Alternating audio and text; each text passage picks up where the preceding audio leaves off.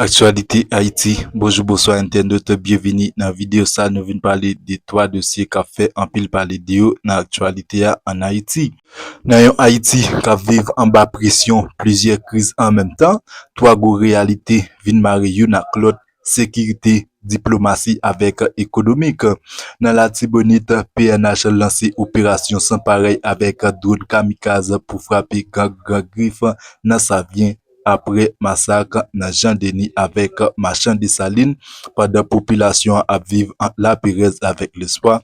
En même temps, sous plan international, États-Unis à travers responsable défense Lio rencontré avec ministre défense Mario Andrissol pour renforcer coopération sécurité yo. Dans un pays côté gang yo continue faibli institution yo et pendant question sécurité a boulé yon lot crise ap ravager la vie pour yo chaque jour, augmentation prix gaz. Côté IDA qui c'est initiative pour développer Haïti, lancé yon avertissement clair sur souffrance famille yo pendant yon gallon gaz dépassé salaire minimum en pile travailleur. Trois dossiers tracés même ligne, yon pays en bas tension cap chercher solution urgence pendant les besoins tout vision solide pour sortir dans espace là. Dans la Tibonite, situation vient plus sous tension avec action la police code griffe PNH a lancé une opération spéciale côté yo utiliser drone kamikaze avec charge explosive pour frapper base gang lan dans sa vient. Intervention ça fait après plusieurs massacres gang yo te fait dans zone takou Jean-Denis avec marchand de Saline. Objectif la police c'est éliminer chef gang yo et puis rétablir sécurité. Pour qu'on y a pas gen bilan clair sur victime yo, pendant population a gardé avec sauté et puis avec espoir. Expert yo dit utilisation drone yo capable changer façon yo combattre contre gang yo, mais yo mandé en pile précaution pour éviter victimes innocents. Opération la police dans la Tibonite marqué une étape importante dans la bataille contre gang armé en Haïti. Utilisation drone kamikaze yo montré un changement clair dans la stratégie sécurité a. Côté PNH a essayé d'entrer dans une logique qui est plus technologique pour combattre un groupe armé qui est bien organisé et puis qui est bien capacité pour faire violence.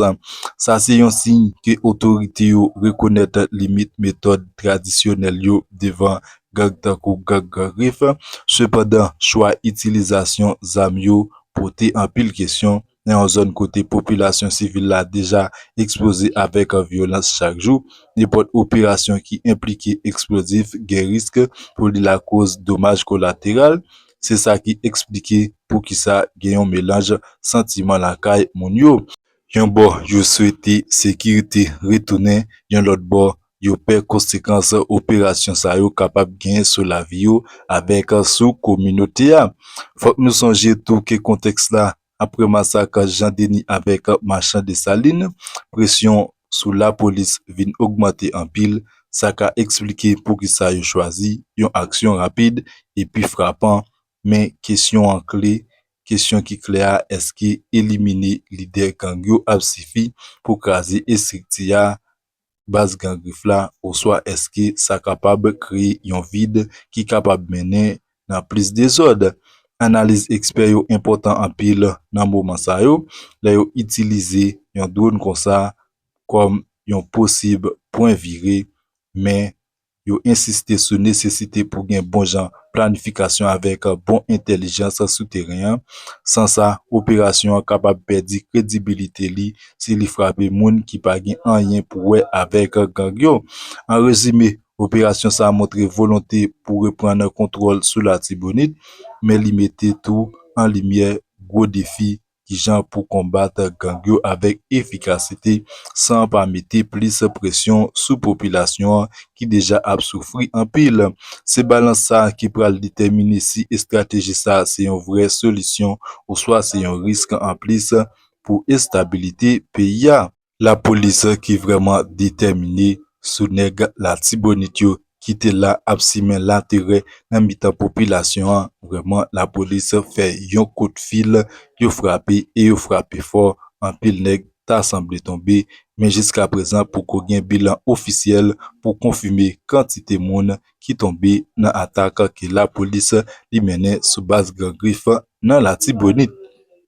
Avec insécurité qui vient grandi, qui vient plus grave en Haïti, États-Unis décidé renforcer engagement yo bon côté pays a. Yo réunion faite 6 avril 2026 là, entre responsable défense ambassade américain et puis ministre défense haïtien Mario Andressol. Yo discuté sous qui genre pour yo augmenter coopération dans le domaine sécurité pendant gang armé yo continue prendre plus terrain et puis affaiblir institution yo. États-Unis réaffirme volonté pour yo supporter Haïti, mettez en accent sur importance stratégique pays a dans région et puis promettre initiative pour aider rétablir stabilité. Rencontre ça entre autorités américaines avec le gouvernement haïtien montre une réalité qui vient plus claire chaque jour. Crise de sécurité en Haïti dépasse capacité locale pour compte yo, les États-Unis entrés puis font dans le dossier a, eh bien, ça traduit un intérêt qui pas seulement humanitaire, mais tout stratégique. Haïti pas capable isolé, il gagne un impact direct sur la stabilité région Caraïbe là. Discussion sur renforcement coopération vini dans un moment côté gang armé yo a augmenté influence yo et puis yo a attaqué en pile côté pas seulement population mais tout fondation l'État. Ça mettait question sur capacité institution haïtien yo pour répondre avec crise là sans support externe. Eh bien dans ce sens ça engagement États-Unis prend toute importance li. Surtout, li rive aider à améliorer coordination avec efficacité opération sécurité yo. Mais gen yon l'autre dimension qui pas doit négliger, histoire relation entre États-Unis avec Haïti toujours chargé avec question sous souveraineté avec sous dépendance. Les supports internationaux yo augmenté, gen toujours yon risque pour décision stratégique yo pas totalement dans main autorité haïtien yo. C'est peut-être ça question en clair. C'est pas seulement combien aide qui pral vini, mais qui jan aide ça pral utiliser et puis qui est cap gen contrôle sur direction action yo. Dans même temps, déclaration États-Unis yo montré, yo comprendre agressivité situation an.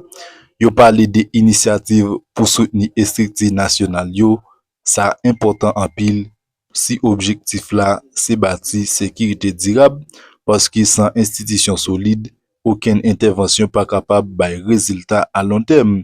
Finalement, rencontre ça c'est aussi volonté pour faire plus dans bataille contre insécurité a, mais li l'ouvri yon gros réflexion sur modernisation, coopération qui nécessaire pour Haïti. Est-ce que yon simple support temporaire pour contrôler crise là ou soit c'est un vrai partenariat qui est capable d'aider pays à reprendre contrôle sous sécurité li? Réponse question ça a déterminer si engagement ça a apporté changement réel ou soit c'est li pral rete yon l'autre étape dans une crise qui continue à durer. Eh bien, États-Unis qui mettait le bon côté Haïti pour aider pays à combattre contre insécurité a, dans temps ça, déclaration États-Unis ont montré, yo comprend la gravité situation a, que pays a confronté, yo parlé des initiatives pour soutenir structure nationale yo, ça important en pile, si objectif là c'est bâti sécurité durable, ça capable aider en pile dans pays a parce que sécurité durable capable porter en pile bagay pour moun, lè ou di gen sécurité, tout moun capable faire toute activité yo normalement parce que sans institution solide, aucune intervention pas capable bay résultat à long terme qui donc tout bagay pour yo marcher dans un pays quel que soit agent ça il faut que sécurité li garantie. Eh bien, rencontre ça avec ministre défense pays d'Haïti a, rencontre ça c'est aussi volonté pour faire plus dans bataille contre insécurité a, mais il ouvre tout une grosse réflexion sur modèle coopération qui est nécessaire pour Haïti. Est-ce que c'est un simple support temporaire pour contrôler crise là ou soit c'est un vrai partenariat qui est capable d'aider pays à reprendre contrôle sécurité li totalement? Eh bien, réponse question ça a déterminé si engagement ça a porté un changement réel pour pays a ou soit si c'est pral yon bagay qui pral rete dans une autre étape dans crise kap kontinye dire nan peyi ya. Repons lan la vini avek le tan nan pou ki sa pral bay renkont ki sot fet anta Mario Andresol avek responsab Ameriken yo. Pri gaz la monte anko an Haiti, sa ki mette an pil kesyon sou populasyon. Parti politik IDA, Inisiativ pou Devlope Haiti, lanse yon avertisman sou konsekans ekonomik augmentasyon sa gen sou fami yo. Sitou nan yon konteks kriz avek insekirite, pri yon galon gaz depase salè minimum an pil travaye, sa ki afekte transport, manje avek bezwen de baz yo. IDA mande gouvernement pran mezi ijan pou soulaje sitwanyen yo. Yo propose ede fami vilnerab yo, chèche alternative enerji epi pi bien kontrole jesyon pri petrol la.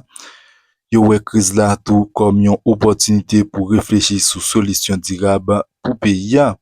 Augmentasyon pri gaz la an Haiti pa simpleman yon kesyon ekonomik, li tounen yon kriz sosyal ki frape direkteman nan ke la vi chak moun nan popilasyon. Le yon galo gaz rive depase salè minimum an pil travaye, sa montre li gen yon gwo dezakor antan reveni moun yo avek depans yo oblije fe pou si vive. Sa mette fam yo nan yon sityasyon kote yo oblije fe chwa difisil chak jou, manje, depase, ou swa peye lot bezwen esensyel. Reaksyon parti politik IDA montre yo gen yon konsyans politik sou gravite sityasyon, men li mette tou presyon sou gouvernement pou li pran responsabilite li. Se vre, jan yo di ya, mache petrol la depan anpil de sityasyon mondyal la, men sa pa dwe servi kom yon ekskiz pou pa gen politik publik ki proteje moun ki feb yo. Nan yon peyi kote pa gen ase proteksyon sosyal, chak augmentasyon kon sa kapab vin agrave inegalite yo. Pozisyon IDA yo interesan anpil, sitou ide pou diminye depansan la via temporeman avek devlope alternatif enerji. Sa montre yon vizyon ki pa limite selman avek solisyon rapide, men ki kapab louvri pot pou refleksyon a long tem. Sepandan, kesyon arete, eske gen volonté politik avek kapasite institisyonel pou mette mezi sa yo an aplikasyon. Finalman, sa ki plis important nan koze ya, finalman, kriz gaz la kapab yon point vire pou Haiti si otorite yo deside pran desisyon estriktirel, paske depadansan total sou petrol la mette peyi ya nan yon posisyon fragil. Se yon plan kler sou enerji avek ekonomik, sa kapab vreman agavi sityasyon. Chak chok sou mache internasyonal la kontinye frape nan menm kategori moun sa yo, moun ki pi fo yo. Se poutet sa, jan IDA soulinye ya, solisyon pa dwe selman ejans, li dwe bati sou yon vizyon dirab ki kapab proteje la vi ekonomik peyi ya.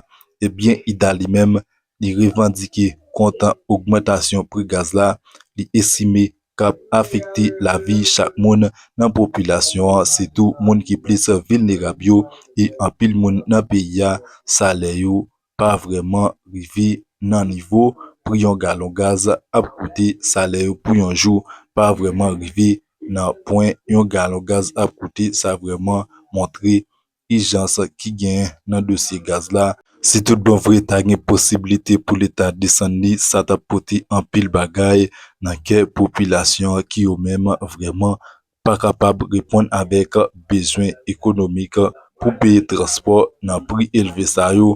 E ki di gaz monte, di an pil bagay deja monte, paske transport yo ap pi chè e le frais de transport vin augmente pou nepot machandiz, pri de vant lan augmente otomatikman, kel ke swa jan sa e, paske le wap pale de transport, sa se yon bagay ki vreman important nan peyi ya.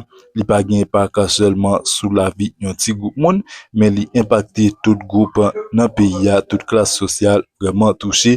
Apre yo fin monte pri gaz la, ebyen IDA li men li denonse dosye sa, e li vle wè pri gaz la li desan pou kapab soulaje populasyon ki yo menm ap konen difficulté économique nan yon pays côté insécurité vraiment fragiliser en pile bagay vin mette prix gaz la qui augmente ya, ça aggrave situation pi plus.